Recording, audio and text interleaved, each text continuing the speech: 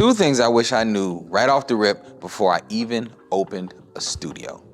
So I'm 34 years old. Maybe, I don't know, like 6 years ago, somewhere in there, I decided I wanted to open up a studio. But I didn't really know how. I wasn't really clear on that. And I was working my job. I was like a bus driver or something like that, school bus driver. And I was like, man, if I had a space, I could do this. And if I had a space, I could go here and I could do. And I had a lot of great ideas and a lot of thoughts. But just like Alex Hormozi says, he says, and a lot of other people, they'll say, you got this idea for what you want to do, and you don't really see like on the other side of that idea what the challenges might be, or if it's even something you actually want. And in my opinion, like how you desire something is you see somebody else with that shit first. You see somebody else with it, you decide, okay, well, I like what they got and I want to have a life like that, so I'm gonna do what they did, get what they got, and then that's gonna be great. And I realized that getting a studio, number one, is not always the answer. Once you get going in video production, you realize you meet clients normally at their office. You meet prospects out in the world. You collaborate with people, a lot of times in their space, not always in your space. Another side of that is when you start working with people, you start shooting videos for people, you start doing client work, a lot of times it's just doesn't take place in your controlled environment. You have to be able to break your stuff down, pack it up, move it somewhere, fly it somewhere or whatever, and shoot the stuff that they want where they cook up the meals, so to speak. So right off the rip, I was like, okay, this is cool. I got this studio and I'm like dressing it up and decorating it. I still have the studio because I love the studio. I found that it's a place for me to kind of gather my thoughts, a place for me and my team to come and have meetings and figure things out. And of course, if we need to shoot whatever we need to shoot and it makes sense, we bring them here in the studio. But when I'm working for people and doing things for them, a lot of times it takes place somewhere else, or the scene or the theme calls for a different look altogether that we just don't really have. So that's number one. That's one of the things that I really wish I knew before I started, is that you don't need a big studio. You don't even need a studio really at all. You just need a place to house your gear and a place to edit. And if you got a fast enough MacBook or something like that, you can edit on the go.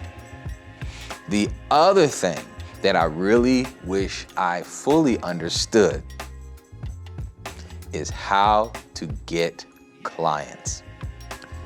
I'm gonna pull this back for 2 seconds. You got a camera, you're out in the public, somebody sees you, and you look really enthusiastic about what you're doing. It seems like you really know what you got going on. And the person says, hey, you're a camera guy, you're a camera girl, you're a camera person. 2025. I wanna talk to you about doing some work. And you say, oh yeah, I got you. The thing with that is, it's not all the way duplicatable. I live in Buffalo, New York. When it snows, dog, it snows. You don't want to be out there in it. I'm just saying. So that means that some time of the year, you're not really out there meeting large groups of people. Maybe you live in a place where it's warmer and you don't have to deal with those elements. But how duplicatable is that process? It's like, oh, I just so happened to bump into this person and bump into that person, and then 6 months later, they told somebody else about my service and then they bought. It's just not duplicatable, not really. And sometimes people meet you and they like you. So the thing for me was, how do I find a way that makes sense to where I can systematize getting clients? I try like posting all the time on social media or whatever, and that works. Let me say that. If you post enough on social media and you do enough collaborative work with people, people will see you and see your work, and they will inbox you, they will reach out. I wanted to take a step further though. I wanted to see, because I thought to myself, I'm like, okay, well, this is hometown, this is where I live. Okay, I'm posting, people are coming through, but how do I get the people I don't know? How do I get the people who don't know who I am, I don't know who they are, they don't necessarily have an interest in booking me other than if I can provide the value and solve the problem that they're looking for. And that was the trick.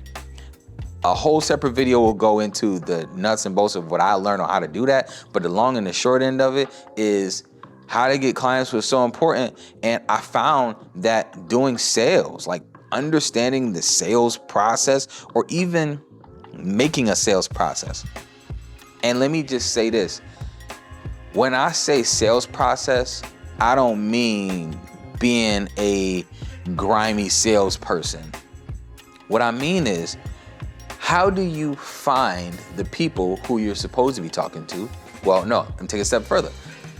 Who are you supposed to be talking to? Why do you want to work with them, and why should they work with you? What value can you exchange? Okay, boom, you understand that. Then, how are you going to reach those people? What's the best line of communication? And then, when you get the person on the phone, what do you even say? Because I've gotten on the phone and said, "Hi, my name is Amri from TuneWorks Media. I shoot videos and I want to make you a video. Do you like it? What's your email?" It doesn't work. So it's a way you have to go about all of those things. And then once you're done with that, what happens next and what happens next until the close. Those things can be systematized in a way to where you can know how to bring in clients when you don't have any clients and you don't even have any work coming in. But it can be tricky. So those are the two things that I really wish I knew before I even opened the studio. How to get clients, and that I don't really need a studio to be in the video production business. You really just need to be able to get clients and go where they are. I feel like it's really important because if I were talking to myself 10 years ago or 6 years ago or 4 years ago, yeah, about 6 to 10 years ago, if I was talking to myself back then, I would tell myself that, because that was so important, and I couldn't even see that I didn't need those things or that I didn't need to do those things in that way. So listen, my name is Amri. Thanks for watching, and remember, you are not by yourself in this thing. Peace.